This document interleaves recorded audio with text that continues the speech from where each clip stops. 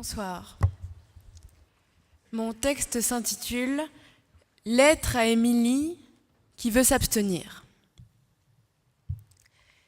Émilie, hier encore, à 2 jours de l'élection, tu disais « Je ne veux pas voter, je vais m'abstenir ».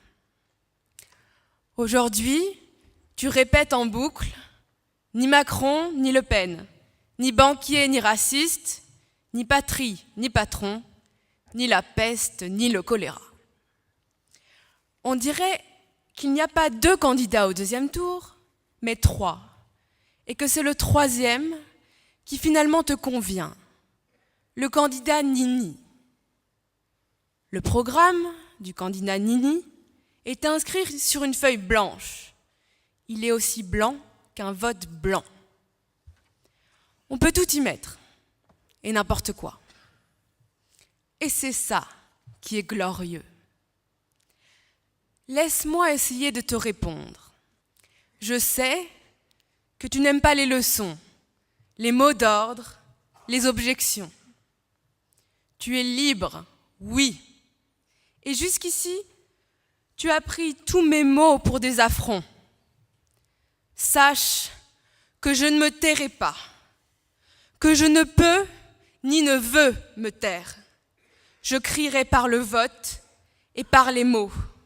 Je hurlerai, je me battrai dans les urnes et dans les rues, contre le FN, contre Marine Le Pen et le parti de la haine. Pierre et Lucien, 15 et 16 ans, étaient étudiants, comme toi et moi.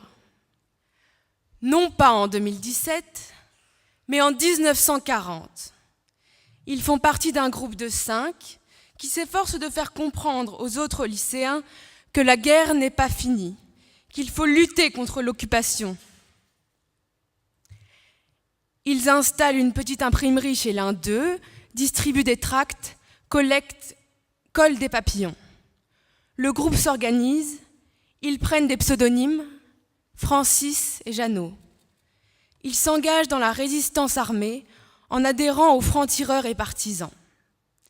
Étant fichés comme jeunes très dangereux par les services de police, ils sont obligés de vivre dans la clandestinité. Les 3 et 4 juin 1942, ils sont arrêtés sur dénonciation par la brigade spéciale numéro 2 des renseignements généraux. Benoît parvient à s'échapper. Il participe à des sabotages de voies ferrées, à la désorganisation des convois allemands, à la récupération des tickets de ravitaillement dans les mairies, à des attentats contre les collaborateurs. Il est activement recherché dans toute la France. Il tombe dans les mains de la police française le 28 août 1942, près de la gare Saint-Lazare. Après avoir été longuement interrogé et torturé, il est livré à la Geheimefeldpolizei.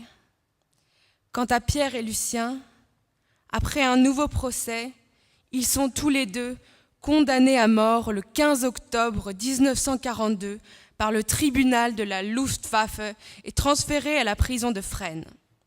Le 8 février 1943, vers 11h du matin, ils sont fusillés au stand de tir de Ballard, Paris 15e, et leurs corps sont jetés dans une fosse commune du cimetière parisien d'Ivry. Mort pour la France. Paul Éluard écrivit un poème en hommage à Lucien et à ses camarades. La nuit qui précéda sa mort fut la plus courte de sa vie. L'idée qu'il existait encore lui brûlait le sang au poignet. Le poids de son corps l'écœurait, sa force le faisait gémir. C'est tout au fond de cette horreur qu'il a commencé à sourire. Il n'avait pas un camarade, mais des millions et des millions pour le venger. Il le savait et le jour se leva pour lui.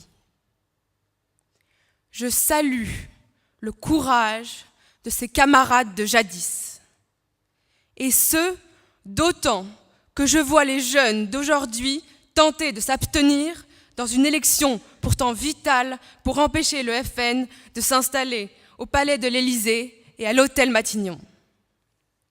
J'ai honte de cette jeunesse aveuglée. Lucien et Pierre, à notre âge, savaient bien pour quelle France ils donnaient leur vie. Le 7 mai 2017, c'est à toi d'aller voter pour leur, pour notre France. Chaque vote blanc dans cette élection sera une honte. Il témoignera d'un désir qui s'ignore, celui de pousser Marine Le Pen vers la présidence de la République. Émilie, aucun argument ne me fera accepter, comprendre ni pardonner ton abstention. En réalité, le 7 mai, aucun vote ne sera blanc. Il sera brun ou il sera aux couleurs de la France.